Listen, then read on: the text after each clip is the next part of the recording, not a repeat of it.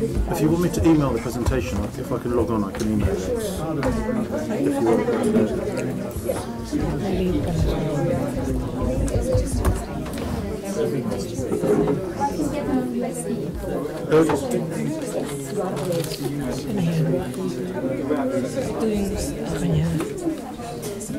Maganda nga na siya kasi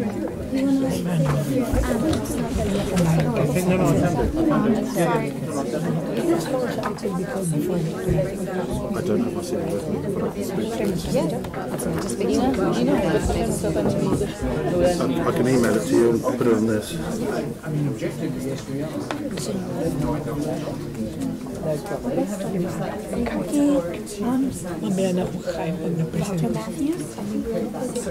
just going to print the presentation for you. I'll give you they wanted it. No worries. Yeah. Doesn't matter as long as I can. Yeah, before 12 you should have. Yes, I do. We should have you before 12. Kaya si Laura, guys. Ay, tsura niya. Laura. Kakanin niya sa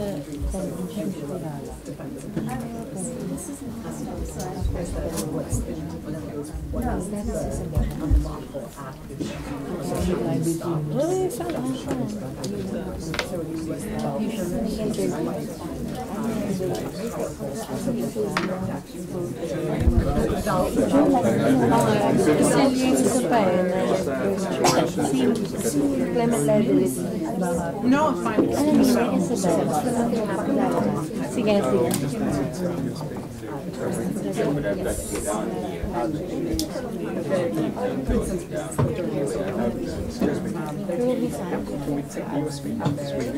There you go. Yeah, I've made business lunch reservations with the colleague I work on a project with. That's why I wanted to. Yeah, because I said I should call you before 12. That's my thank you.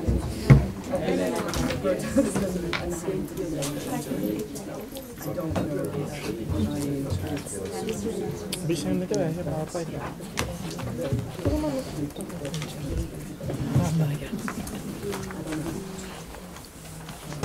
We shall now resume our session. The next resource person will be Mr. Adam Matthews. Our panel has invited him to share his work and how it relates to climate change. And perhaps Mr. Adam Matthews, before you begin your testimony, you can give us a short background on what you do and what you intend to share with the panel today. Okay. You may start. Well, thank you very much for inviting me to speak. I have two roles. One is I'm Director of Ethics and Engagement for the Church of England Pensions Board, which is a pension fund that provides pensions for the clergy in England and those that work for the Church of England. We're a £2.5 billion pension fund, and as such we're invested globally in many companies and in different asset classes. My role is within the board to ensure we have policies on particular issues such as climate change, ensure implementation, and then to also engage companies but also asset managers on those issues of concern to us. We are an ethical investor. We ensure that we align our approach with the ethics of the Church of England. And I also co-chair the Transition Pathway Initiative, which is an initiative of asset owners to understand the transition and how it impacts on the major carbon emitting companies. And this is an initiative now that's supported by funds with over $9 trillion of assets, and it's an initiative that's based at the London School of Economics Grantham Research Institute. And so in terms of what I was looking to present this morning, let me know how long you'd like me to talk for. I've got a presentation. I can go into different levels of detail on it, but I can give you a summary of the initiative, what we're trying to do, how we're looking at transition, and then I'm happy to answer any questions. All right, you can proceed and we'll take it from there. We'll be asking you questions after your presentation, which we expect to be done in 30 Yeah. All right, Okay, great. Please do sort of ask if there's anything that I'm saying or jargon that I've dropped into, please do feel free to stop me, because sometimes I get too carried away. But anyway, the presentation, you obviously have paper copies. One of the challenges as an asset owner we've had was really to understand how you can measure the transition and its impact on companies. So how can you measure individual companies, whatever sector they're in, if they're in a high emitting carbon sector, how can you measure them and track their behaviour against the sort of transition that's required on a sector by sector basis. So we as asset owners, obviously we're owners through shares in companies. We wanted to create a tool that could enable us to have that level of understanding, consolidate a lot of the information that companies distribute, and present it in a way that was accessible and usable by asset owners and the wider investment community. The reasons for this is that clearly we need to understand the risk that we're carrying in our portfolio. As I say, we're a pension fund, we invest, we need to provide pensions into the future. Our fund is a growing one, we're a long-term investor. Clearly companies that are exposed to climate risk are potential risks that we're carrying in our pension fund. And therefore, to understand that, we needed something that was very clear that I could use both to understand the risks, but equally to focus the conversations, the dialogues that we have with companies in which we are shareholders. So that was the sort of impetus behind creating TPI. There's a lot of great information out there. The challenge was we didn't feel it was in an accessible format for asset owners to really interact with. And companies are producing a great deal of information, but how do you cut through to know what actually they're doing, and how does that translate into being able to monitor their performance going forward, particularly in alignment with below 2 degrees, which is an objective that we share. Just to note, from the Church of England's Pension Board perspective, in 2015 we produced a climate change policy that set out our approach and framework to the issue of climate change, and that really mandated us to engage. We did make some disinvestments at that point from companies that we felt would not manage the transition, largely companies that derive more than 10% of their revenue from the production of thermal coal and tar sands. And at that point we sold a number of companies that we just felt weren't going to make the transition or weren't worth the effort of engagement with. We didn't see there really having long-term prospects in relation to the transition that needed to occur. But that meant that we still remained invested in the vast majority of companies across oil and gas, diversified mining, cement, steel, etc. And we wanted to be able to engage with them meaningfully to help them transition and ensure that our views as an asset owner were heard. So that was the impetus behind TPI, and we found common cause with a number of other investors.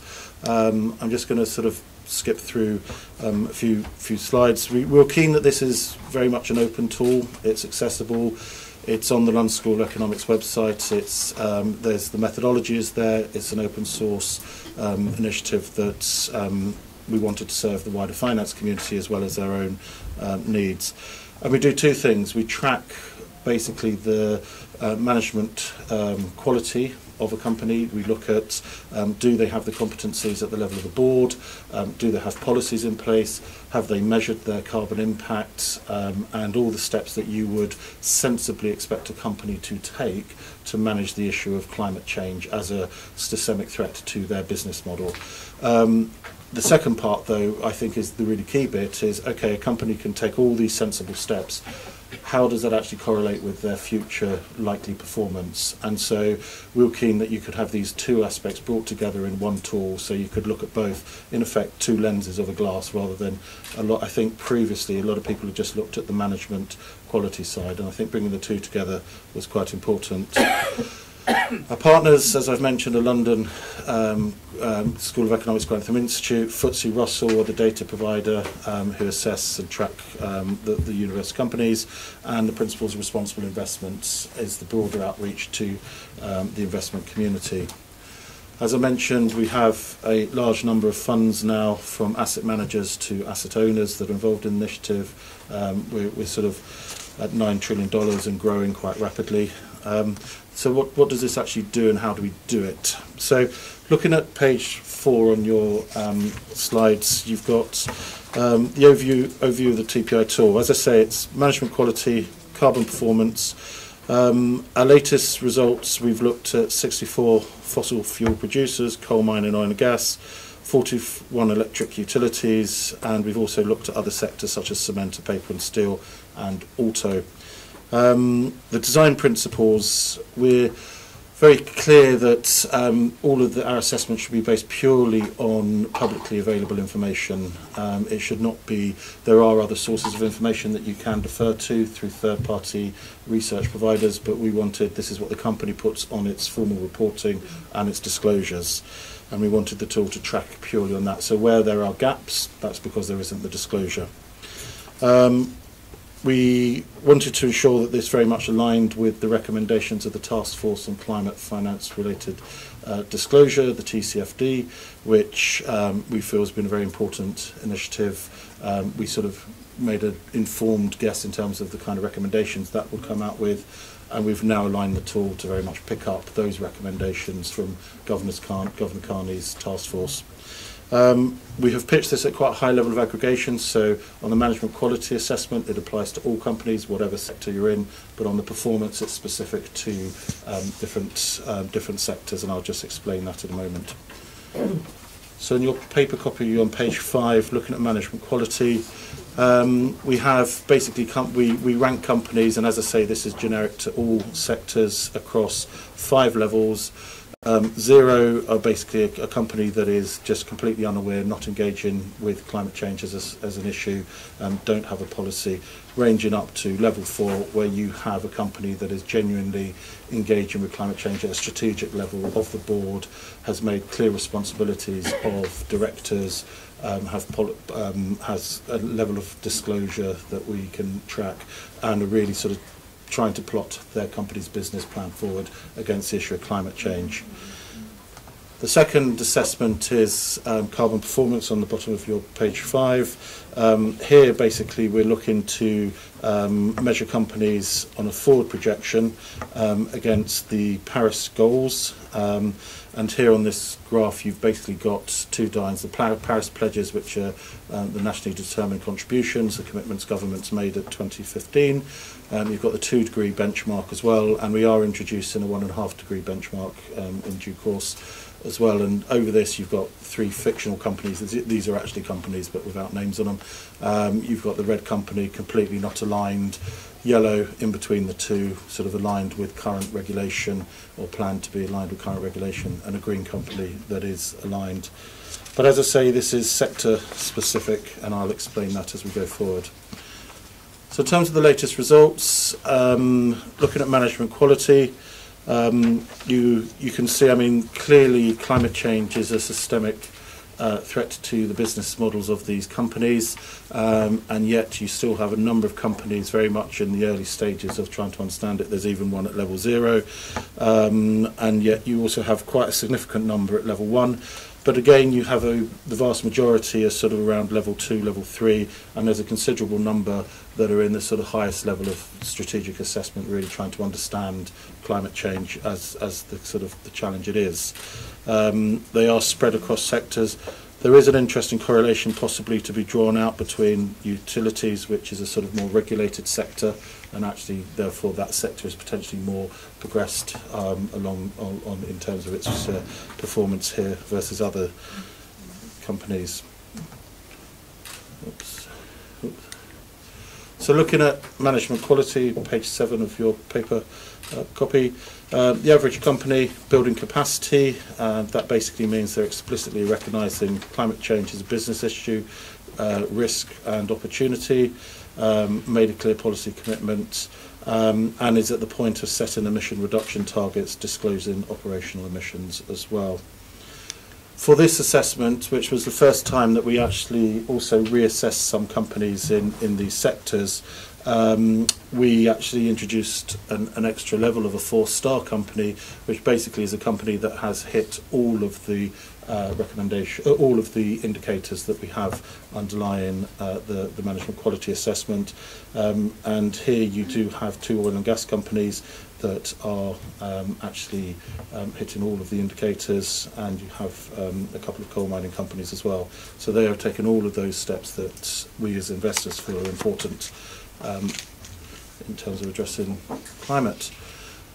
And if you look at trends in management quality, and as I say, this is the first time we've been able to reassess 54 companies since the launch of TPI in January 2017. And there you've actually been able to see a reasonably significant amount of movement. I mean, 17 of 54 companies have actually changed in the space of just over a year. And 8 companies have moved up by explicitly recognising climate change as a business risk opportunity, and another 6 have moved by setting emissions reductions targets. I would note the vast majority of the progress is at the lower levels rather than at the high levels, but there has been some movement into level 4 as well. So the bottom of your page 8, I think this is the challenge that we still have as investors and those that engage with companies, that you still have this graph here which basically highlights the blue where there are existing disclosures and red where there aren't of the companies assessed in this latest round of TPI assessments. And there's still a large gap of disclosure required in this sector from public disclosure in the company reporting. And so that's something that we are engaging against, and we would expect that picture to change quite significantly. Moving on to carbon performance, which I think is the really key thing, because obviously this translates into actual projected performance. So are you reducing emissions against these benchmarks that society have set in terms of the Paris Agreement?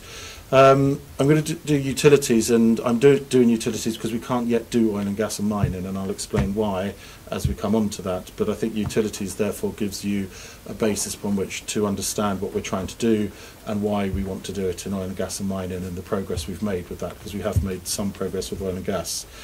On carbon performance, here we've assessed the 37 electric utility companies, and basically we've looked at their emissions targets are relatively common in electricity utility companies, but quite a few are still missing. If you look at 2020, the top sort of donut, apparently this is called the circle thing, about a third of them are actually in line with 2 degrees and actually below 2 degrees. A third aren't disclosing, and a third are not aligned with current regulations but do have some disclosure. So in terms of this sector, that's actually it's a better picture than other sectors that we've assessed. And the further you push out to 2030, the number of companies that are actually disclosing that decreases, and those that are actually in line with 2 degrees and below 2 degrees is an even smaller number. But nonetheless, there are some in that space, and I think that is one of the things we are uncovering, is that companies are able to set pathways that are in line with below 2 degrees objectives for their sector. So it's quite a important finding, but equally that there really is a big job of work to be done from investors and regulators in this sector as well.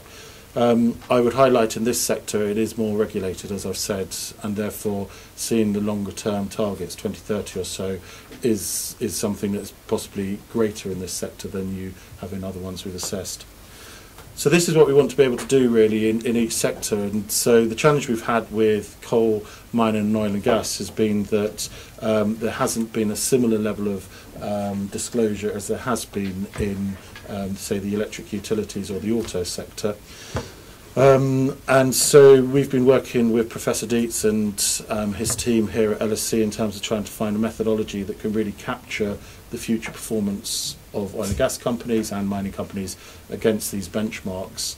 And earlier this year we published a discussion paper that set out an approach that drew very heavily from recent announcements that Shell had made, looking really at them becoming a primary energy producer and looking at the whole life cycle emissions, which includes Scope 1, Scope 2 and Scope 3 emissions.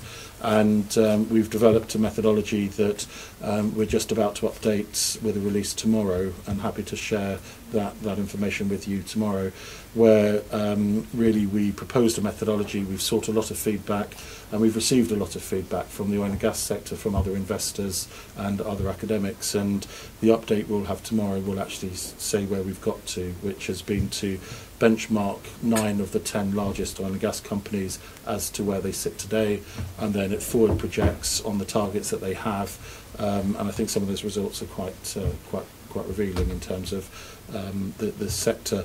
But it's fair to say the 2 companies that have actually really changed the dynamic in the oil and gas sector are Shell and Total, where both of them have set forward projections of an ambition to basically transition their business to become a primary energy producer in the case of Shell, and to really seek to align with Paris around 2040, and to sort of go on a trajectory that reduces the carbon intensity that basically reduces their their overall carbon emissions footprint. So that's been quite a significant change, which has enabled us to begin to assess companies on their public disclosure, and that really has come around because both Shell and Total have made moves as companies in the last quarter of last year, which has suddenly enabled us to sort of engage with a company that is not just setting emissions reduction targets related to its Scope 1 and 2, which is about 20% of their net impact. This covers all of their impacts, and so I think that's been quite important for TPI to be able to now develop this methodology, and as we say, we'll be updating that tomorrow on this. With the with mining, we're in the same discussion with diversified mining companies to find a methodology based on their public disclosure, and we're in a constructive dialogue with a number of the companies, in the major diversified mining companies, around an appropriate methodology similar in nature to the one that we've developed for oil and gas. And then we will be publishing a document in that probably in the first quarter of next year. So, as I say, TPI really is a tool. We wanted an independent, academically rigorous tool that could give asset owners, investors, an understanding of where disclosure was, the level of capacity companies had at the management level, and how that correlated to their management capacity, their future performance. We covered about 187 companies so far across 7 different sectors. We are moving into other sectors, but really investors are starting to use TPI in a number of ways. The first is just to understand the risk that we're carrying within our portfolios. It's also been integrated by a number of funds on the basis of understanding the risk into investment decision making. That's helping to inform some of the decisions that funds are taking. It really is beginning to help. I mean, our pension fund has an objective to align ourselves to below 2 degrees. To actually do that in a meaningful way, you need tools such as this, and I think TPI is helping us to begin to make that kind of commitment and journey and understand what it means within our holdings. We've announced that we're looking to create an index on the stock. We invest 650 million of our fund in passive index that just track the global indexes, and we're now looking at, can we integrate TPI's assessment into our index so that you are proactively rewarding those companies that are assessed positively and underweighting those companies that are not assessed positively. And we're looking to construct that with FTSE, and we've invited other funds to join us in trying to ensure that passive investments can be much more integrated with climate objectives. Equally, fund managers are beginning to be required by some asset owners to report using TPI in relation to their major holdings. We've integrated it into the way that we vote, so we've begun to vote against chairs of companies that are assessed at level 0 and level 1, because we're making an assessment that that's not good enough. in terms of where you are as a company, particularly given your size, and that this is an issue that is so significant to your sector. And ultimately, it's a tool that is underpinning a lot of engagement. So the global initiative of investors that has been launched to engage on climate change, Climate Action 100, is the first time you've had all the global investor networks are collaborating for the first time. It's a $32 trillion collaboration covering every region of the world, and that initiative is going to be utilising TPI as part of the assessment framework for tracking the performance of companies against that engagement, and that's over the next 5 years, and so that's now been launched, and so TPI is being utilised in that regard. So in terms of next steps, so just some of this is perhaps of interest, some thoughts. Our ambitions are really to sort of broaden the scope of coverage of companies that we cover, the assessment, share the best practice that's emerging amongst the investment community, and really help to underpin the dialogues between investors and companies that we're invested in. I've put in your packs a bit of detail in terms of the benchmarking of carbon, oil and gas paper, and as I say, our paper that will be available tomorrow will update this, so actually rather than go into this, perhaps I can just submit the paper from tomorrow, which really updates where we've got to, but this goes through some of the methodological challenges that we've had and how we've approached it in this sector. But it also shows that you can benchmark. Here's you've got the steel sector on page 14 of your paper document, where you can benchmark in steel. We've done the same on the auto sector on page 15, the top of that. Again, we've been able to benchmark all the major auto producers forward. So that's TPI.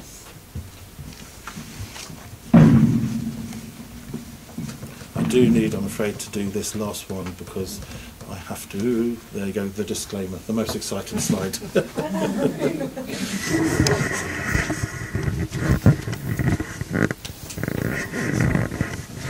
Thank you very much, Mr. Matthews.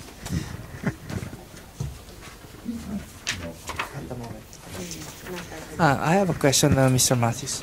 How do you quantify, how do you assess the seriousness of the companies that you invest in terms of being more climate conscious in their operations?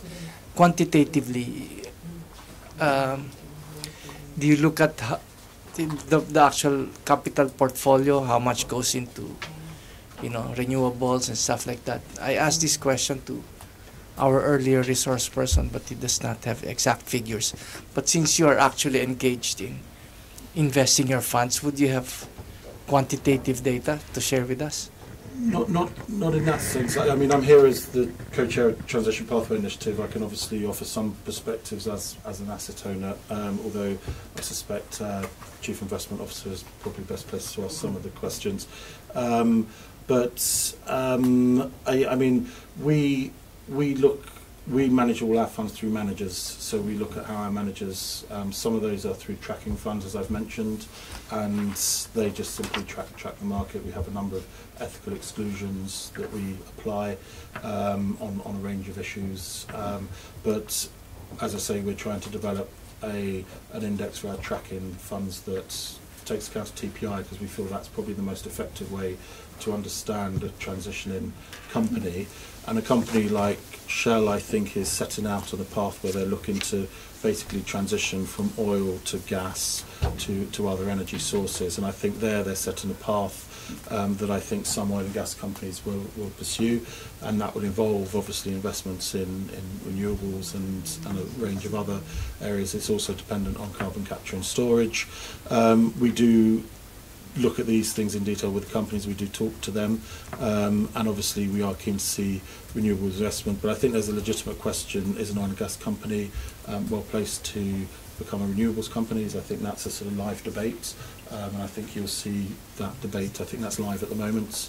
I wouldn't want to say if that's right or wrong. I think it's very much for the companies to sort of set out their strategies and their plans, and then for us to interact as long as there's sufficient disclosure to be really understanding what they're doing and the sort of mix of their energy portfolios. Because I think you'll see different strategies emerge. Some will be potentially transitioning in the way Shell is.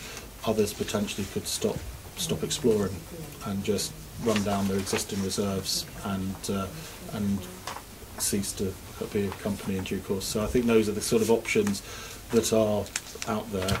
We individually as a fund, we look at the risk based on TPI's assessments, and we use TPI as the tool that we find most effective to sort of profile our holdings. Obviously we're a diversified fund in infrastructure, other asset classes, so it's just part of our investments. This trend of trying to influence the behavior, if you may, of big businesses to become more climate conscious.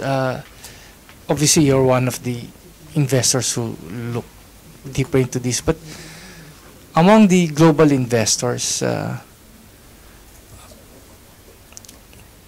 what percent of this community of investors would you say are operate or would have a climate consciousness sensitivity that TPI has?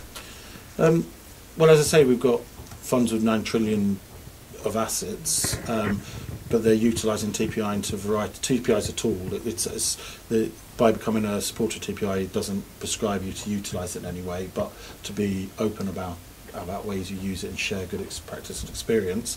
That said, we know that there's a large group of funds, some very significant funds, that are utilising TPI in a variety of ways, and I think the use of tools that are trying to sort of really understand the transition and the complexities of it is a really important step.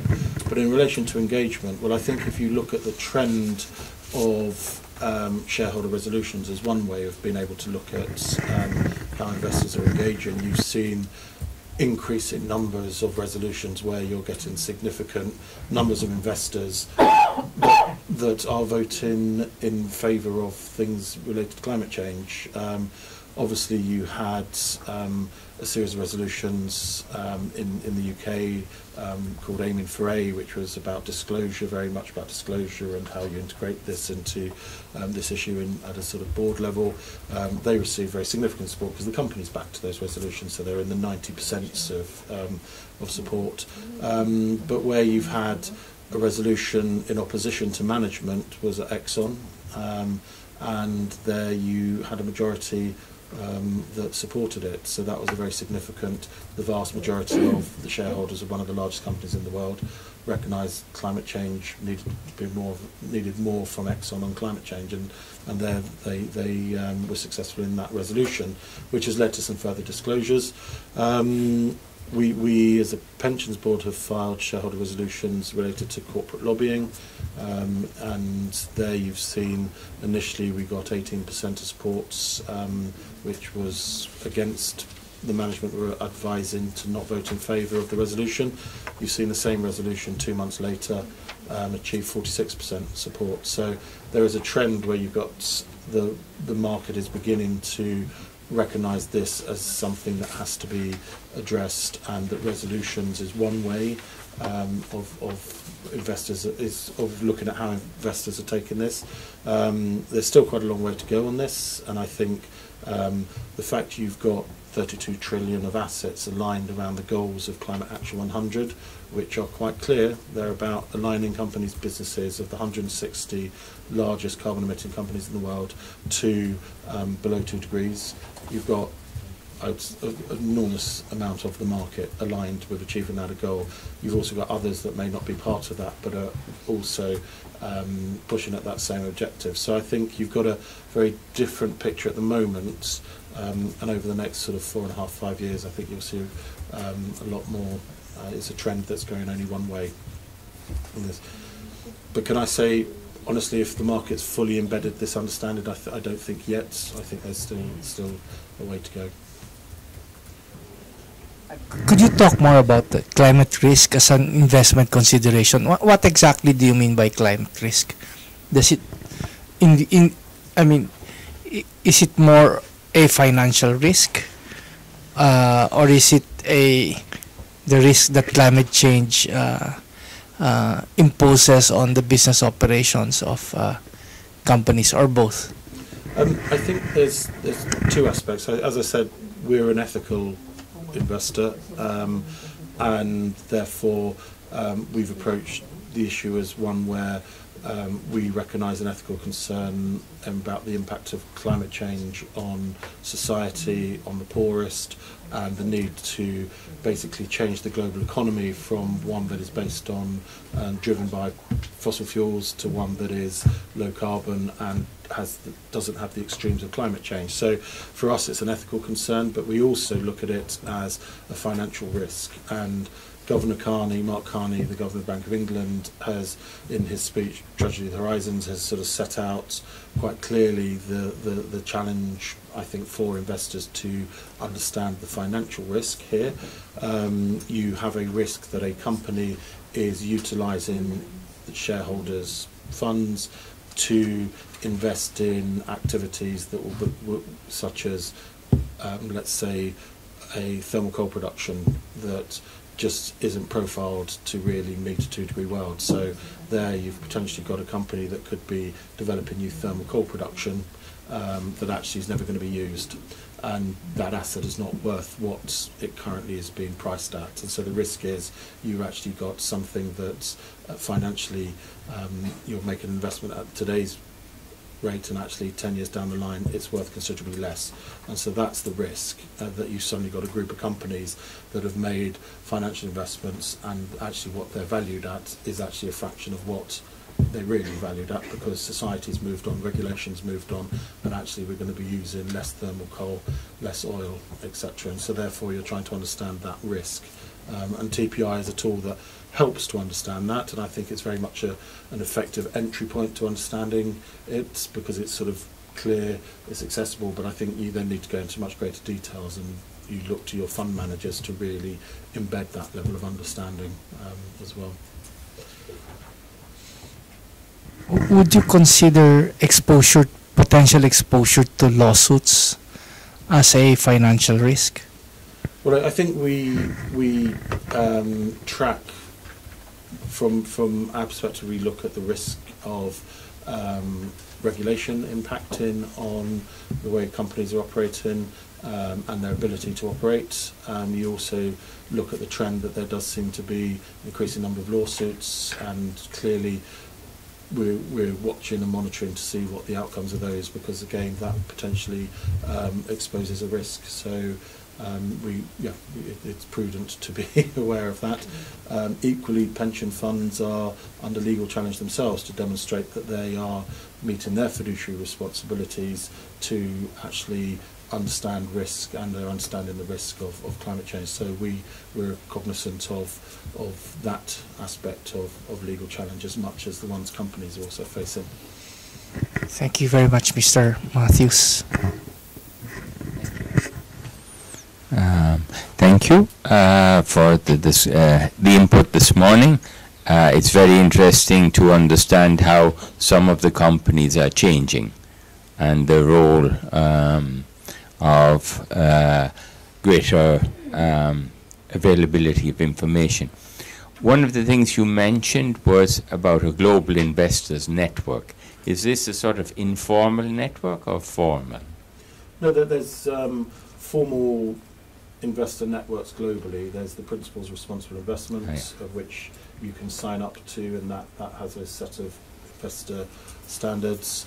Yeah. I'm also a member of the Institutional Investors Group on Climate Change, which is a European investor network that looks to work on climate change in Europe, and there's equivalents in different regions of the world. And then there is a global initiative which is being formalised between those investor networks called Climate Action 100, which is basically a collaboration focused on utilising our position as an engager and a shareholder to move companies onto paths that are consistent with 2 degrees.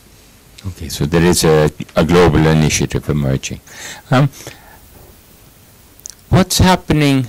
I mean, we're dealing with investments in companies. How are you viewing, the downstream use of fossil fuels? Well, I think from the perspective of TPI, I think that's something that on a sector-by-sector basis we've looked at. For example, in the oil and gas sector, we are basically looking, a lot of the disclosure has been around purely the production of the product. And so you have a number of companies with Scope 1 and Scope 2 emissions. But now you have companies such as Shell and Total producing a life cycle emissions ambition to reduce to take account of the full life cycle use of their products. So they're covering their Scope 1, their Scope 2 and their Scope 3. And for us that's a very significant development for both of those companies and the implications for the wider sector.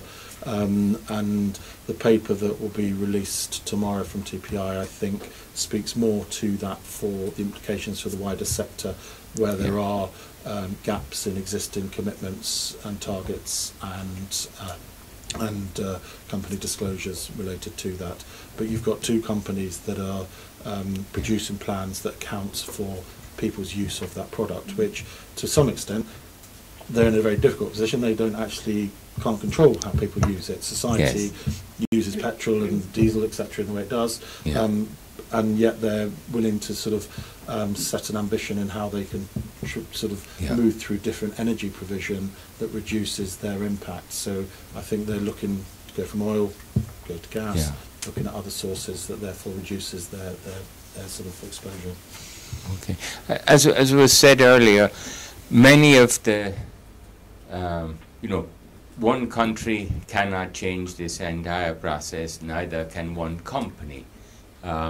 At the same time, a lot of the challenge really remains at the consumer level, so that there are choices. So this is why, in part, the downstream effect and how it impacts on the products that are bought plays a role. Is there anything you'd want to say to that? Well, I think that's the challenge that companies have, that society has, and I think that's the challenge that regulators have as well. It's how do you change the shape of your economies that are dependent and have grown on fossil fuels, and what's the path that changes the sort of wider behaviour that moves away from that? I mean, you have an example about the use of plastic at the moment is very current. My children now won't have plastic straws. They're sort of banning us from buying anything with plastic on at the moment. And I mean, there you've had that sort of cut through to wider society that we'll see what the impact is. But I think it's not none of this is going to be either or. It's going to be everything. And so it is that sort of broader partnership, I would say, between governments, companies, investors, society, all having to move along a path and ensure that we can bring those that are least effectively protected under the impacts of climate change along with you as well. So I think we've got to do this all together.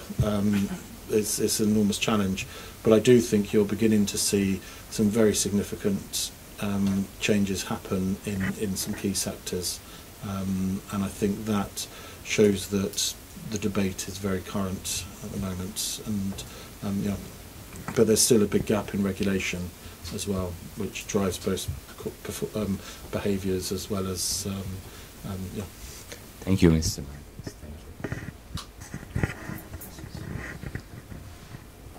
Councils, do you have questions for the witness? Just one question. Thank you, Mr. Adam Matthews. In the management quality you showed us, are human rights impacts being integrated here? Are they being looked into? They're not explicitly in this. These are very much looking at. I mean, the indicators. I can send you a version, so you can actually see the individual. Because I granted there's very small writing on this, but there's not an explicit link into that. There is a move amongst again LSEs involved in looking at the just transition and looking at how the transition will impact communities both as well as workforces, and I think that conversation may be a place that understanding can emerge in terms of how you look at that connection. As this stands, this is looking at very sort of binary. Does the company have a policy on climate change? Is someone nominated with responsibility on the board to manage climate change? Are they publishing their emissions? And is there a so it's quite clear in that regard, but it doesn't explicitly cover that. Thank you. Thank you very much, Mr. Matthews, for sharing your experience and knowledge with us. Thank you. Would you prefer to proceed immediately to your next witness already? Yes, Before we break into lunch? All right. So can you introduce your next witness? Thank you again, Mr. Matthews. Excuse me, Mr. Matthews. Yeah. Excuse me, Mr. Matthews. So just for the record, we will be marking Mr. Matthews' submissions as exhibit. Read into the records. We'll be marking the PowerPoint presentation of Mr. Matthews titled The State of Transition in Clean Energy and Sectors as exhibit PRP-19, PRP-19-19. All right, thank you very much. Has that been properly captured into the records? Can you do it to the mic? Yeah. Okay, again. So for the record, Commissioner Cadiz, the presentation of Mr. Matthews titled The State of Transition in Key Energy Intensive Sectors is marked as exhibit PRP-19 to PRP-19-19.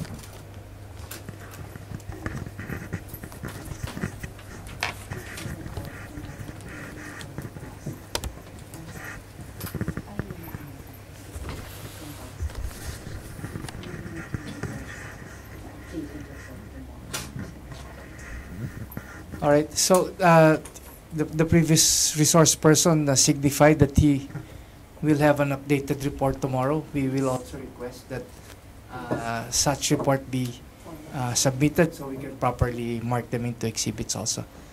And provisionally, we shall mark that as exhibit PRP-19 dash 20. Okay, PRP-19-20. PRP-20. PRP-20, just for the record. Okay, thank you very much. Councils, you may now introduce your witness. Good morning again, Commissioners. Our next resource person is Dr. Laura Verhagen. She is an environmental lawyer with many years of experience in international environmental law and policy. She has written her PhD, her doctorate on climate change damage in international law, and now works in her own law firm, specializing on environmental and planning law in Hamburg, Germany. Dr. Verhagen was previously a director of the Climate Justice Program, which she founded in 2002 with Peter Roderick. And this program is a catalytic effort to use existing law for climate protection. Her active cases to date include a case brought by a Peruvian house owner against a major energy utility claiming cost for a risk reduction measure to protect his house from a major glacial outburst flood, several cases against development consents and permits for coal power plants in Germany and Poland, as well as cases involving mining permits and planning acts. And she co-represents a People's Climate case, a case brought by families in and outside the European Union against insufficient climate targets for 2030. And just to proceed, Commissioners, Dr. Roda will share information with us today about 3 climate change litigation cases that she's handling. One that I've previously mentioned involves a Peruvian farmer's case against RWE, which is one of the respondents in this case. And she'll also elaborate on the ongoing case Urgenda in Netherlands, which actually would show the relevance of human rights with respect to the impacts of climate change. And with this fact has just been confirmed by an appellate court in The Hague. Dr. Roda submitted to the Honorable Commission 12 documents, Commissioners, but It may take time to actually name each one of them, but they have been pre-marked last October 24. The first 11 documents, which include her signature, has been pre-marked as Octuple B to Octuple B-3 until Octuple L to Octuple L-19, and the 12th document has been pre-marked as Octuple X to Octuple X-12. May we request the yes, if the lawyer to confirm. Clerk, can you this. confirm? For the record, Can you read that into?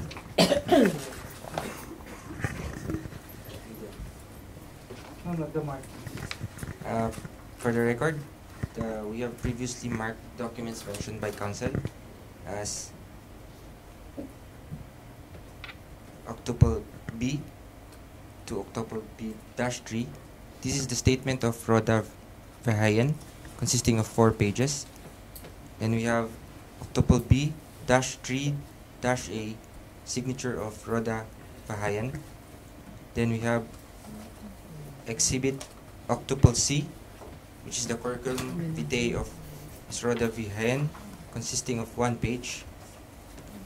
Next would be the Octuple D to Octuple D-7. This is the printed PowerPoint presentation of Laura, Ms. Verhagen, entitled Climate and Human Rights, 4 cases from Europe, consisting of 8 pages. Next would be Octuple E to Octuple E-38. This would be the claim by Mr. Paul Ananias Luciano Liuya, Provincia de Huaraz, Peru, against RWAG, represented by CEO Mr. Peter Terium, consisting of 39 pages. Next would be Octuple F to Octuple F-6. This is the transcript of the decision of Mr. Saul Ananias Luciano Liuya, Provincia de Huaraz, Peru versus RWAG, represented by the chairman of the executive board, Dr. Rolf Martin Schmitz, consisting of 7 pages. Octuple G to Octuple G-3, Higher Regional Court of Ham, indicative court order and order for the hearing of evidence. Mr. Saul Ananias Luciano Liuya, Provincia de Huaraz, Peru versus RWAG, represented by the chairman of the executive board, Dr. Rolf Martin Schmitz, consisting of 4 pages.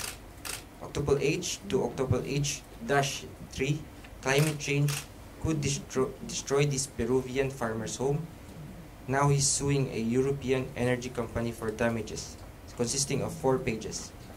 Octuple I to Octuple I-4, Armando Ferriao Carvalho versus the European Parliament, the Council. Summary of the pleas in law and the main arguments relied on in the application, consisting of 5 pages.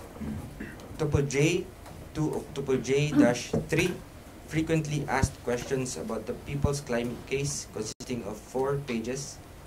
And Octuple K to Octuple K-54, decision of the Hague District Court, Urgenda Foundation versus the State of Netherlands, Ministry of Infrastructure and the Environment, case number C/09/456689/HAZA 13-1396, consisting of 55 pages.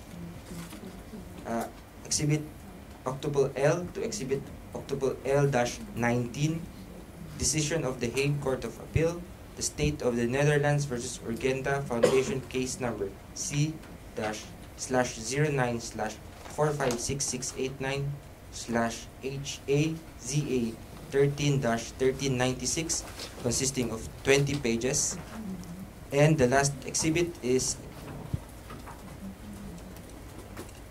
Octuple X to Octuple X-12, continuation of Dr. Laura Verhagen's exhibit, application and complaint, Greenpeace EV, represented by the board, Roland Hip, Swilin Hughes, Martin Kaiser, Hong Kong, Strass 10, 20457 Hamburg against the Federal Government of the Federal Republic of Germany, Federal Channel, consisting of 13 pages. That would be all, Commissioner. Thank you very much, counsels. You may Yes. now examine your witness. Dr. Laura Verhagen, please proceed. Yes, thank you. I'm very honored to be invited to speak before the Commission. I will try and be comparatively brief if I can, to be open to questions, because I believe that your questions may focus on the actual case that I have against one of the defendants or respondents. But I thought it would be of value for the Commission to see how human rights and climate change are perceived by the courts in general and not just in a civil case. So I am taking those 4 cases from Europe with your permission. I'll try. Yeah, it does work. Okay, so human rights, just as from an outset, I think that's important for the discussion maybe later on. There is vertical application and horizontal application. So human rights application directly against a private entity, which is, I think, very much enshrined in the Philippines constitution, as opposed to horizontal application. So you have the state and the citizen, where the human rights applies. This is mostly what we do in the EU. So we have horizontal application very rarely. So between, sorry, I think I used the wrong words just now. Horizontal and vertical, exchange them. Sorry. sorry. So in the EU, what we do mostly is really just looking at state duties and not so much direct duties of businesses.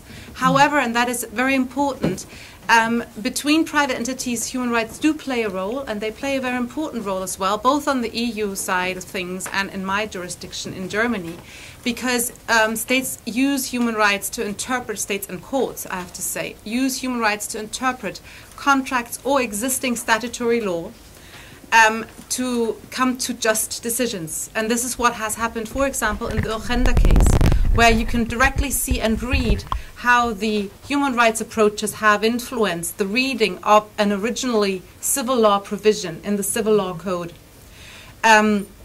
Neither the EU nor Germany, as I put here, provide for direct horizontal application, but there are many existing laws and duties, one of which I use in the RWE case, which actually do nothing else than balance rights of subjects against each other. So, you know, the tripartite kind of methodology in human rights, respect, protect, and fulfill. So we're really talking about balancing the respect against each other when we're applying civil law. And I just thought I'd put this in the front so that you also understand why it is very novel for me to actually speak with respect to a direct application of human rights towards businesses. And I will try to draw that full circle at the end of the presentation. So I think it's actually a very novel approach, and it could be very helpful, in my view, looking at the practical implications of climate change today, because I represent real clients and they have real problems. Their human rights are already being encroached on, and they have real difficulties trying to find the legal pathways that they need to have their human rights protected. So I actually think this is a very helpful approach, and it also helped me to shape my my understanding of human rights preparing for this presentation. So, wrong way. So climate change is largely regulated as an environmental issue, still, and it is still, unfortunately, regulated mostly on the basis of the precautionary principle. So we're still thinking that we're working on some kind of discretionary level of maybe if we want to protect possibly somebody, right? But as such, anthropogenic climate change has, of course, been confirmed by courts all over the world. And I've only put a couple of these cases here where you can clearly see that there is no question, and I will stress, there is no question in any court, nor be it in Germany or even Australia or many of the other countries where such cases have been heard, that anthropogenic climate change is there and has to be dealt with to some extent by the law. So the law, be it existing or in shaping, has to be applied to a problem which is, as we've heard before this morning, of universal importance. And one of the speakers, I think, said it's such a huge problem, it couldn't have been designed better to pose a larger problem. But this is just to show that this is not something that we have to overcome. This problem is recognized. What we have to overcome is the application and the actual shaping of the duties of standard of care. And this is, I think, what we're seeing now with most of the cases that are ongoing.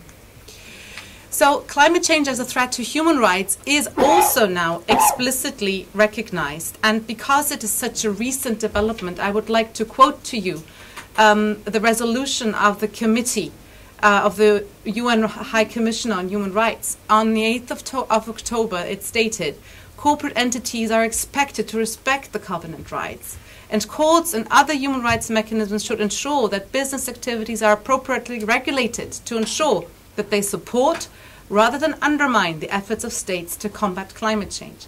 And this is in the UN, very respected body that has, published on human rights and the environment and climate since 2009, but took the 1.5 degree IPCC report as a new hook to actually make it very clear that climate change is a human rights threat, and it is such a threat already today. We're not looking into the future, and we're not dealing with a precautionary issue anymore. We have the courts in the Netherlands that I will talk about later explicitly stating that climate change is a human rights issue, and we also now have codes, for example, the French Commercial Code, which recognizes standards of care of businesses looking at climate change and human rights in particular as well, when you look to the explanatory notes. So again, I don't actually think that that is something that needs to be accepted anymore. I think not only in this room, but throughout the world, it should be pretty clear that we're dealing with a human rights issue here. The question is how to make it tangible, how to actually work with it in court or with respect to, for example, my clients who are already facing all these problems that they face in their agricultural undertakings mostly, applying law that wasn't made to deal with climate change. So I want to talk about these four cases from Europe, Netherlands, and Germany, as has already been introduced. I don't have to repeat it. 3 of them I bring myself, or I'm part of a legal team bringing them, and one is from Urgenda, which is a foundation in the Netherlands whom we all know, or most people here in the room will know very well, because they've basically begun the first case of this kind. They're very different in scope and target, and with respect to the defendants as well, but they all enshrine one idea, and that is that climate science can be applied in court, that you can attribute changes in the physical environment to climate change, and that you can actually pinpoint to somebody who is responsible, be it the respondent, in this case RWE, or be it a government not actually living up to their duties, constitutional or international. So these, and they all involve, to one extent or the other, human rights interpretations. We go. So this is the first case, which will probably be of most interest to this commission. The case against RWE, brought by my client, who is a Peruvian house owner who lives in the city of Huaraz. And it is all about these glaciers that you see there, and this laguna, which is the natural glacial lake, which exists everywhere in the Andes and in many other places in the world. And there is an acute risk of a glacial outburst flood, which will essentially kill many people and devastate the entire city of Huaraz. This is the flood risk map, and the little yellow arrow you see there is my client's house. So this is what we started off with. There was this person who was aware of climate change, who is a mountain guide himself, who sees the melting of the glaciers each day, and he said, well, what can I do? So what we then went to proceed to look at is, does he have any avenues on the international level, on a human rights level, maybe even claiming against his own state? What is possibly effective? And this is where we turned to after some consideration. This is the legal basis and claim for the entire procedure that's been going on since 2015. It is a provision which is essentially a nuisance provision that can be found in most codes all over the world. And it is as set out here, if property is interfered with by means other than removal or retention of possession, the owner may require the disturber to remove the interference. So the owner is my client, and the disturber is one of Europe's largest emitters, and that is RWE. So we're not talking about future effects, and we're not talking about an injunction. We're talking about historic emissions. That needs to be very clear, which is of vital importance to my client and many other people around the world, because what we're talking about here is already occurring damage or risk due to climate change today. We're not talking about 1.5 or 2 degree scenarios. We're talking about risk or damage today. And that is the same for all of the cases that I have taken. That's sometimes very difficult to make people understand that while on the Paris level and on the, the diplomatic level, people keep struggling about 1.5 or 2 degrees, we're there. We're in the middle of it. And you know this, much better than anybody. But this is what we really have to grapple. There's this huge gap between regulation and the need to achieve climate protection. So this case isn't about injunctions or climate mitigation. It's actually about what you would probably call adaptation. It's about protection measures. And the request is, as I've put out here, to determine that the respondent, RWE, is liable, proportional to its level of impairment, so level of emission globally, of 1.47% to cover the expenses to actually remedy the problem. So this is the long kind of request that you put into the court papers. But what it's really about is let RWE pay in relation to its actual liability or responsibility for man-made climate change for the protection measures. It's actually quite simple. So the facts subject to procedural proof, apart from all of the legal issues that we had to deal with, applicability and jurisdiction of German courts and German law, we of course had to deal with the question, is this actually provable? Can you prove this in court? And many people have told me you will never be able to prove anything like it. Yes, you can, and I'm convinced of it. Otherwise I would have never brought this case. And why do I think this? Because I have been dealing with climate science for many years, and I have seen the development of climate science, and I believe that using climate science and applying it to the law and to the way courts have to decide and are obliged to decide in each individual case to render justice, you can actually prove that it was climate change. And I have tried to differentiate some sort of level of proof that you would have to actually come to in this case, and I will demonstrate this later on, and you've already got the evidentiary questions posed by the court in this case. But essentially, is there a risk? Yes, you can use IPCC science or local science. What is the role of the trend with regard to the actual risk? Because of course there was always some kind of lake that might overflow, but the risk has been augmented, increased immensely. Is there a human signal in the regional temperature trend? Can we prove this? Yes, we can. How significant is it? Can we prove it? Yes, we can. That is IPCC science, and it is now even stronger with each report coming out. You can see that there is higher evidence, higher probability rates assigned to these kinds of statements. You've already heard or will hear more evidence on attribution science, but I'm sure just from what you have heard from Sophie Marinak, from Client Earth and others, you will know about attribution science and the IPCC. So then the last issue really is, if I can prove that it is climate change that is increasing the risk, what is RWE's share? So can I actually say, yes, you've been part of this? Can I somehow make it tangible? And this is where we, like the petitioners, have used Rick Heady's work, and you've already heard from Rick Heady, to make it tangible. Accepting, and I have to make that very clear, accepting that Rick Heady's work is not finite and is not perfect.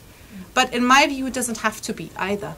Because of the way procedural rules in all jurisdictions around the world are actually made to deal with uncertainties and estimations. Because when you go to court to deal with a car accident, Do you have a scientific statement saying it was 49.2% your fault and 62.7% yours? No, you do not. And that is what courts do every day, and they have to do it on climate change as well. So this is what we've put forward.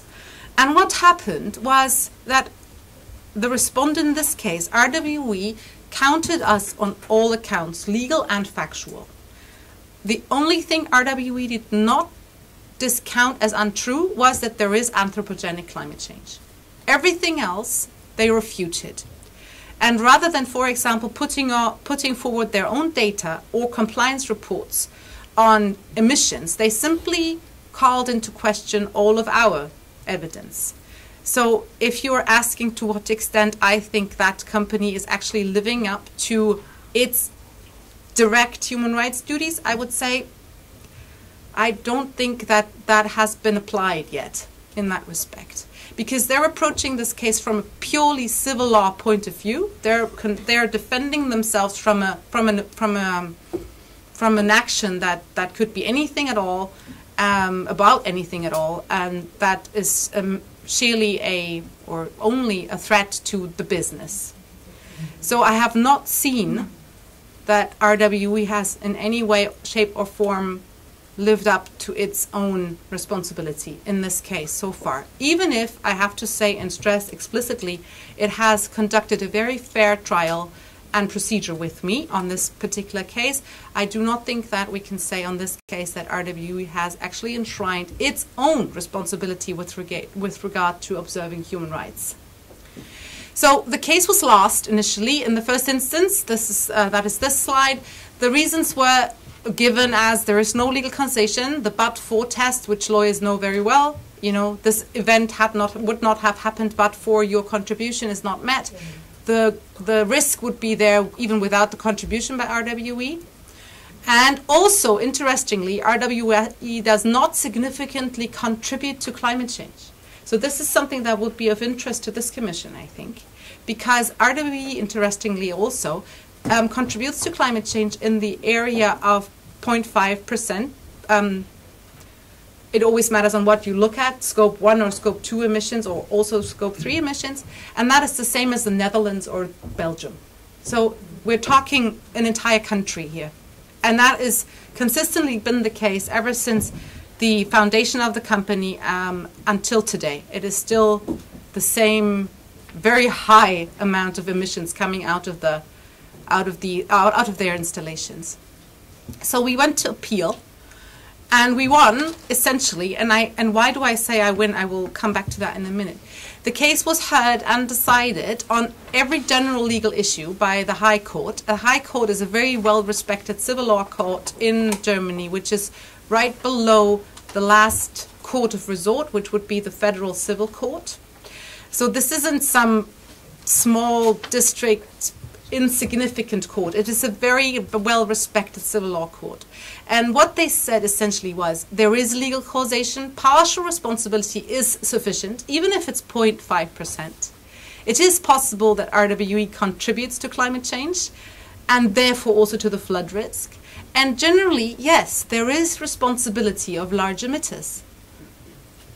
That in itself was, for me, historic, which I put historic, which is why I put historic in this slide. And so the court then, of course, had to order evidentiary phase to start, because we have contended lots of facts and they were all refuted, because obviously this is what civil procedures do, adversarial procedures do that. So we've now moved into the evidentiary phase, which was exactly what RWE wanted to prevent from the outset. So we're now looking at experts being appointed, and you have the evidentiary questions in Exhibit 4, which is the order which has the questions at the end. So you will see how the court has divided these evidentiary questions, and we're moving towards receiving evidence from independent experts, not mine, not RWE's, but the court has appointed them. And I again point out that similar provisions to this paragraph 1004 is existing in many other jurisdictions. So this would be it for now with the RWE case. I move quickly through the other slides. We have brought an action in May 2018 in the EU courts. It's called the People's Climate Case. I represent 10 families, mostly farming and tourism related businesses, family businesses, against the legislator in the EU for unambitious climate targets. And this whole case relies very much on human rights in the form here of the Charter of Fundamental Rights, the EU Charter, which is in many areas very similar to what you will know as international human rights instruments. We're relying on right to education. We have children as part of these families claiming that they're being prevented from going to school, that they are inflicted with health problems due to heat. We're using freedom of occupation, freedom of property, and all sorts of other issues that are, or principles that are enshrined in EU treaties, so are much more EU law. And we're asking the court to, on the basis of these human rights infringements that are already occurring, to ask the legislator to come up with better climate targets that are doable. The third case, which is the most recent one, is very similar, but it is even more close to the problem because their farming families that I represent ask the German government to do what they've said for 11 years they would do. And that is the national 2020 target, which is a reduction target that they're now no longer implementing. Interestingly, also because there is a very high influx of opinions from carbon mayors saying that you shouldn't act too hastily. So again, it is questionable, the role that these companies play there.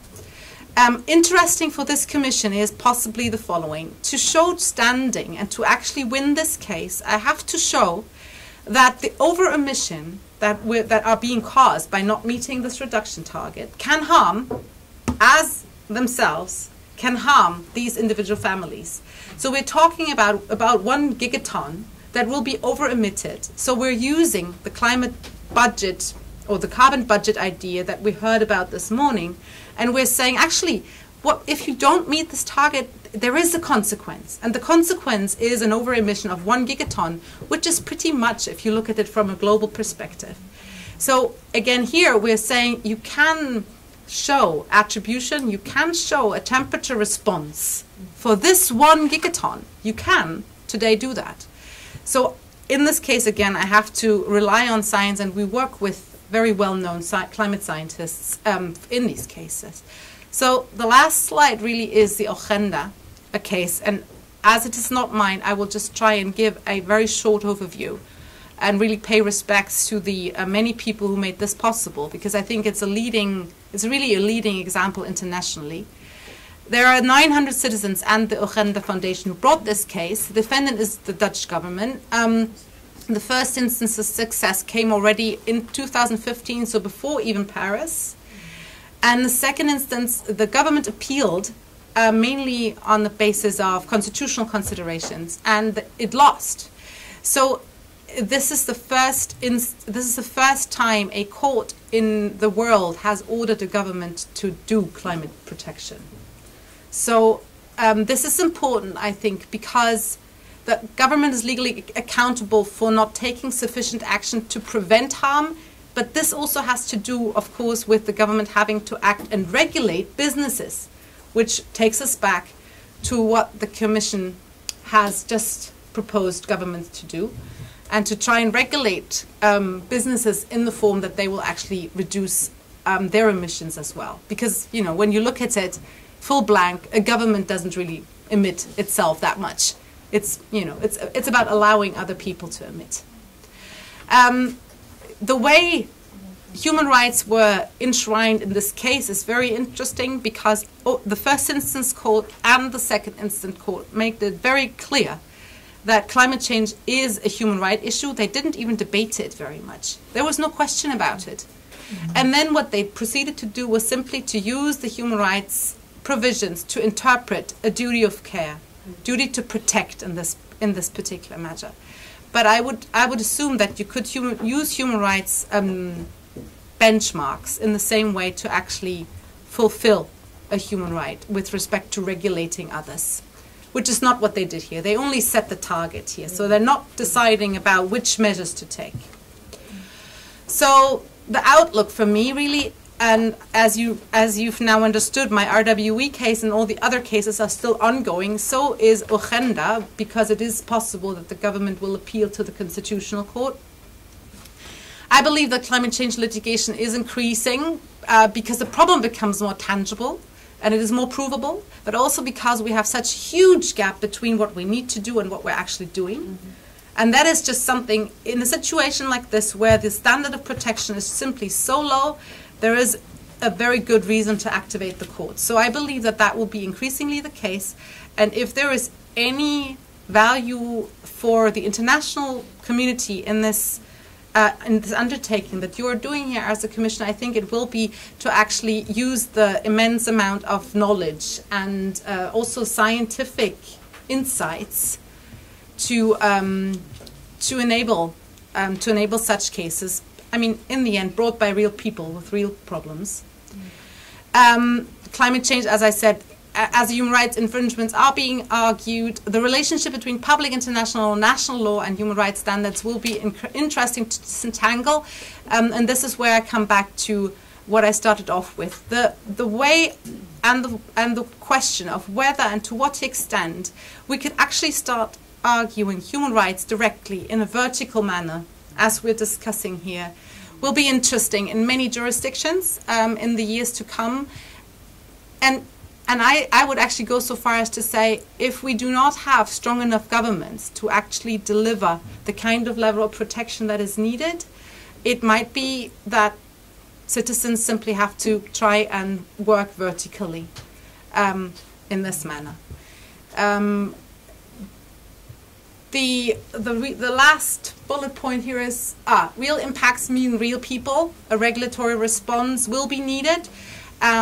This is, I think, what I would wish comes out. If I had a wish, I would probably ask the Commission to make a recommendation to the Philippine government to think about statutory ways of making companies responsible for past emissions, and also to suggest international instruments to make that tangible on an international level.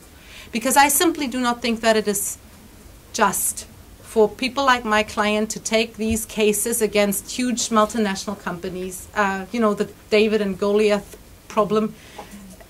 You might think that I have fun doing it, but actually I would rather not. I would rather have proper regulation within democracies and within the rule of law that we can apply in the future to actually save all our children, to be honest. So I'm very open to any kinds of questions you might have.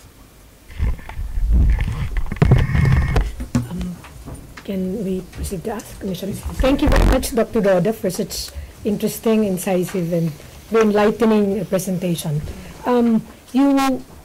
My first question would relate to your experience in the RW case. Based on that experience, could you explain how the petitioners can show the responsibility of the respondent companies here for climate change impacts? Because I think you're aware that in the Philippines we have sea level rise and other similar impacts. Yes, I would.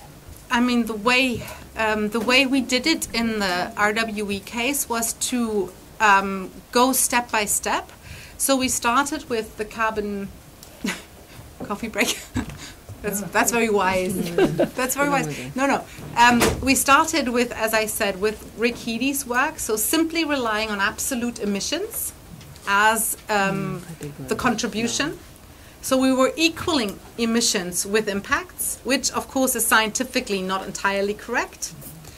But as I said before, I actually think procedurally it is possible to rule on only that basis, because when you look at it legally, you have you only have to consider the contribution, the willful contribution of your respondent or defendant, and that simply is the emission that is coming out of installations. We then went a step forward, obviously because of the way the defendant argued that, and I have to share this because it is actually it's quite astonishing. RWE put forward in its written material essentially the following: I cannot prove that there is an impact from RWE's emissions because all of RWE's emissions could have been taken up by sinks and the oceans. Mm-hmm. I mean, the court in Hamm simply laughed that argument away and said that is ridiculous because everybody could say that. That is simply not, that does not work. Obviously, there is no legal theory to underpin this. I mean, I actually think there is, but I believe that you can, when you add up all of the emission contributions, then proceed and work on the temperature response for each of these defendants. The temperature response science has evolved very much. It normally looks at temperature response globally. So you will have seen these. I'm not sure whether you've seen these graphs done on historic responsibility of countries with the associated temperature response. So we took that science and applied it to the absolute emission numbers of RWE. And everything we did, I have to stress again, was done on the basis of IPCC science. We only evolved or took other science when we did not have directly applicable IPCC science yet. And I think that's very important because in a court of law, you will need to really make a statement as regards the IPCC science. There is no more authoritative statement on climate science than in the IPCC reports. So, in the end, when we took this a step further and actually looked at temperature response, we ended up with a higher percentage of actual contribution to the problem than if we were working with pure emission data. We did have a discussion about provision of data, and this was in one of the slides on the procedural proof. Obviously, I don't actually know myself how many tons of coal RWE has actually burnt over the years. That is in their databases. And Rakiti has made a start. But, for example, for RWE, the data only applies from the 60s. So we will have missed a lot, I mean, honestly, millions and millions of tons that were emitted before. But overall, on the basis of this reasoning, both on the absolute levels of emissions and on the temperature response, the court then explicitly said that it is absolutely probable that that you can pinpoint the contribution of one single company to actual climate change on the ground. And as I said, climate science is evolving so fast. I have now seen the first drafts of actual temperature response models for a regional temperature rise rather than just global. And once we start doing that, the gaps close. There is no, in my view, there is no evidentiary gap anymore to be. Was that understandable? Yeah. Can I proceed, Commissioner? We're curious about the High Court of Hamm's categories for collecting evidence. Yes. Yes. Perhaps you can share with us. Yes. The civil law procedure in Germany is an adversarial procedure, so you have to present your evidence and the other side refutes it. But if you refute and present on the same level, you substantiate it, then the court is then free to select its own experts. We don't have a jury system, so basically the court is meant to be as objective as possible, so it then proceeds to elect and task its own evidence givers. So this is the function of these questions that you will have seen. They are being posed to particular scientists. For the first question on the risk, for example, we have now appointed, or the court has appointed, a hydrologist. And on the second set of questions on climate change and contribution, it will be a different set of scientists that will be appointed. The problem there, of course, being that such engagement of scientists is actually very costly. which is why it would be much better and much more accessible to people who have a real problem like my client if there was specific regulation that would take you beyond this kind of case-by-case proving. Yeah. So, yeah. Thank you. You're welcome. You have to manifest. Do you have to manifest? Manifest natin. So the RWE case is now on appeal. Yes, it's on appeal, but we're in the evidence phase, so it's actually as if we're on the first instance. Yeah. Yeah. And have you already started presenting your evidence? We have presented our evidence ever through or since starting the procedure itself. So since 2015, we've been sending science statements back and forth with the defendant. And as I said, in the first instance, the court ruled on a general legal level that we would never be able to actually finish the case. So it didn't even look at the evidence. So now this court has looked at the evidence and deemed it good enough so that it will actually now appoint its own experts to mostly actually look at the regional issues and the problem of the percentage of responsibility. Yeah. But I have in my head, I mean, if you ask me, have I presented sufficient evidence to actually win the case? Yes, I have. I do not perceive there to be any gaps in my reasoning. And the court already recognizes the science, solidly recognizes the science behind well, it your can case. only recognize it so much because what we have had so far is very much on the legal level. So the discussion and the orders that we've received are on the legal level. But what, for example, the court has said is that it is evident that any contribution in terms of emissions also contributes to climate change. Mm-hmm. Mm-hmm. So this kind of high-level evidence was already appreciated by the court. Yes. When do you expect the case to be finally resolved on appeal? That is a very good question. Everything is in the hand of the courts at this point, and actually in the hand of the scientists who will be appointed as experts. So we will probably receive a first opinion by the expert in the spring on the first question, and then everything revolves around that. But I do not expect the case to be finished before the end of next year, in this instance. And then depending on what happens, there is also still another instance open. And RWE in this case did not present their own set of witnesses to dispute your scientific evidence? That is actually a very interesting question.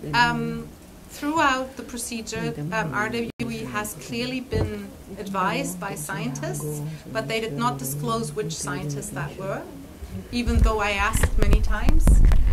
Unfortunately, they did not disclose. They are not legally obliged to do so. But what they did present was many scientific papers and opinions and collections of data, which in their view refuted my allegations. So it's basically paper against paper.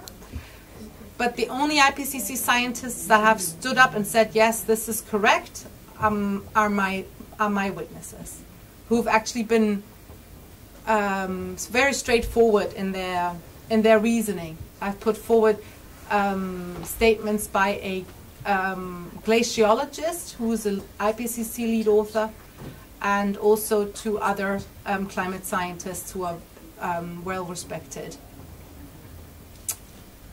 And the appellate court is still in the process of selecting the scientists who will inform it on the issue? No, the first one has been appointed. And yes, not yet. That person has not yet submitted any it findings. hasn't submitted its findings. No. And how long already has that person been appointed by the court? Not very long. About a month. All right. Yes. All right. Thank you very much, Dr. Verhagen. You're very welcome. Any? I would briefly, if it's appropriate, I'd like to ask Doctor, what sort of scientific evidence was provided by the company? Mm-hmm. How would you understand that the articles presented, etc., and the quality of that research? It was a very high level of discussion that we had in the written procedure. RWE presented articles on, for example, the albedo effect on glaciers, arguing that, essentially always arguing that I couldn't prove that it was climate change on many different levels. Articles on the influence of El Nino in the Andes. But the interesting thing for me, I mean, I'm not a climate scientist, obviously. When you take a case like that, you have to be you have to try as much as you can to actually delve into the science yourself. Yes. Otherwise, you won't be able to present it to court. But you also have to be sure that you present it in a way that it is still understandable. Mm-hmm. That's the real challenge. And I mean, for me, every time it is a challenge. But I would classify the kind of evidence that RWE put forward as deflecting the absolute obvious, and that is that each ton of carbon contributes to climate change. But very well, very well respected scientific authors and papers and But they're not, in a sense, comprehensive of the whole picture.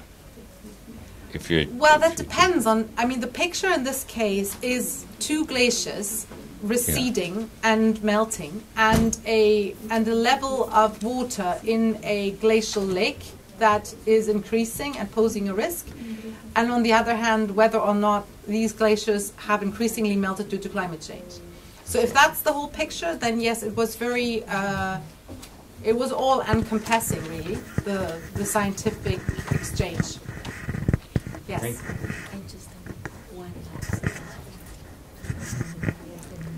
last. Doctor, how are your clients now? How are they coping? I just want to know. Yes. At present. Well, the client in Peru is a bit less worried now because they have now installed an early warning system at the laguna up there. So at least he can be partially sure that he will be warned if the laguna bursts. But that won't, of course, protect his property. That will but that will, protect his and his family's life. He has not been subject to pressure or anything like that, if that is what you're hinting at. There was a bit of a misunderstanding in the community sometimes, whether he was actually asking for money, which he's not. This is, the whole claim is constructed in such a way that he only receives any money if it goes directly to the protection measures. There is no damage claim involved. But apart from that, he's coping very well. He's actually just received a highly regarded prize in the city of Kassel in Germany for his exceptional endeavor to make transparent the plight of the normal man who's already, impacted by climate change. And so I think he's got some energy again. But this is a very, very tiring exercise for all of my clients, including the families that I represent from Kenya and from, It's not something that you do lightly, and it's something that bears on you, and it's something that unsettles you. Yes. Thank you. And just a thought, what about the Peruvian government? What has been the engagement? Yes. What has been their role? The Peruvian government or the Congress just conducted a hearing on the situation of Huaraz, the city of Huaraz and the laguna, where my client also appeared, as well as experts from the local authorities, regional authorities, and the authority that is charged with regulating the glaciers or assessing the glaciers.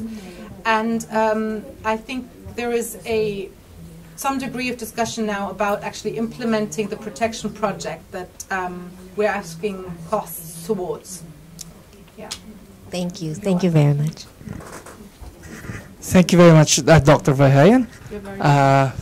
for spending time with us, educating us on this issue. If there are no more questions, I would request that we... You're very welcome.